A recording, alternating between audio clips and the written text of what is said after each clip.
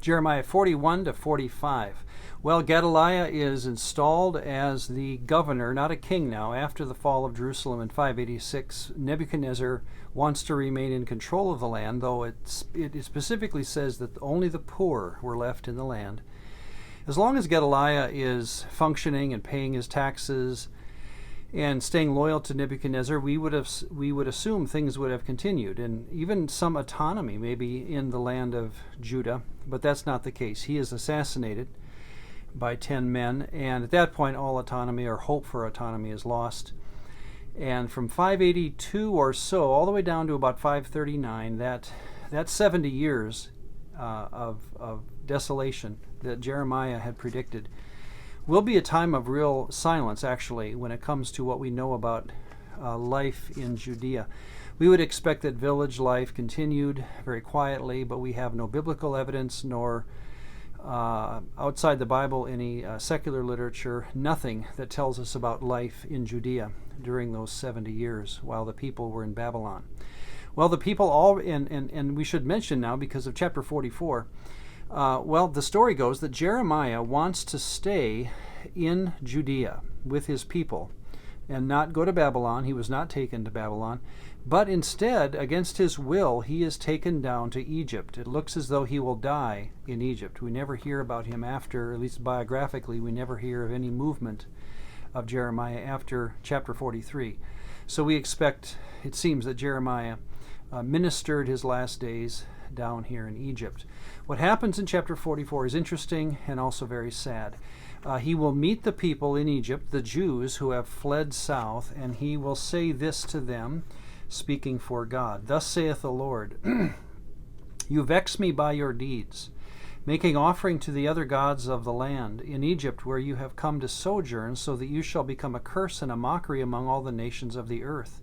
Have you forgotten the wicked acts of your forefathers, which were committed in the land of Judah and in the streets of Jerusalem? No one has shown contrition to this day, and no one has shown reverence. You have not followed the teaching and the laws that God has set before you and before your fathers. So the people clearly showed loyalty to the gods of Egypt when they came down here. And of course, when Jeremiah himself arrives, he has just as strict words against them as he did his townspeople up in Judea. Now, the response of the people is fascinating. This is in chapter 44, verse 17. They said back to Jeremiah, On the contrary, we will do everything that we have vowed, to make offerings to the Queen of Heaven, that's Ishtar apparently, and to pour libations to her as we used to do, we and our fathers, our kings and our officials, in the towns of Judah and in the streets of Jerusalem. For then we had plenty to eat, we were well off and suffered no misfortune. But ever since we stopped making offerings to the Queen of Heaven and pouring libations to her, we have lacked everything, and we have been consumed by the sword and by famine. So what they say is basically, Jeremiah, no, we had no luck when we were up in Judea and we were sacrificing to Ishtar. We were very happy. She provided us all of our material needs. Now that we have, in some sense, stopped worshiping her because we have moved to this area, things have gone sour for us. So they will continue to worship Ishtar and other gods, apparently. And Jeremiah will promise desolation upon these people as much as those in Judah. Well, I've long been curious about the relationship of, think about what they said, when we followed this deity, we were well off materially. And I've often been curious about the relationship between materialism and worship of other gods. Because when we hear Jesus talk later in the New Testament, we have a lot of parables that warn us against the evil of loving money, right? And in fact, the most famous one to me is the Luke 12 story. It's just a parable, a very quick parable, but this man has many crops that come, and he makes the decision to build bigger barns. And when you think about it, what can that hurt? It's just a bigger barn. But Jesus says to him, "You fool, your soul will be required of you." So Jesus will have a have a lot to say about materialism, and I recommend that what's going on behind it, and let's speak again of that when we get to the New Testament, that behind materialism is whether it's an honest worship of other gods or an unknown attachment to a God that blesses you materially. That might be a possibility too.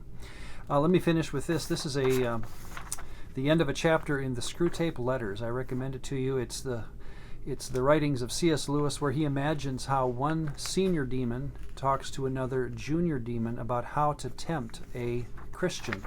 And here's how he ends one of his chapters. You will say that these are very small sins, and doubtless, like all young tempters, you are anxious to be able to report spectacular wickedness. But do remember, the only thing that matters is the extent to which you separate the man from the enemy. That would be God.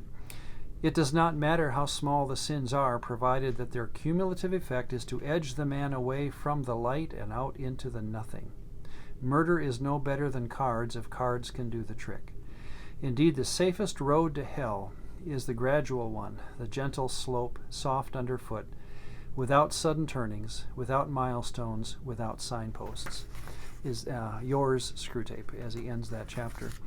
Is there not a better example or description of a soft underfoot, no signpost kind of lifestyle that can lead to destruction than the love of money? And it seems that there is an attachment, and we have even Jeremiah now 44 to teach us this. There is an attachment between materialism and the worship of created Elohim.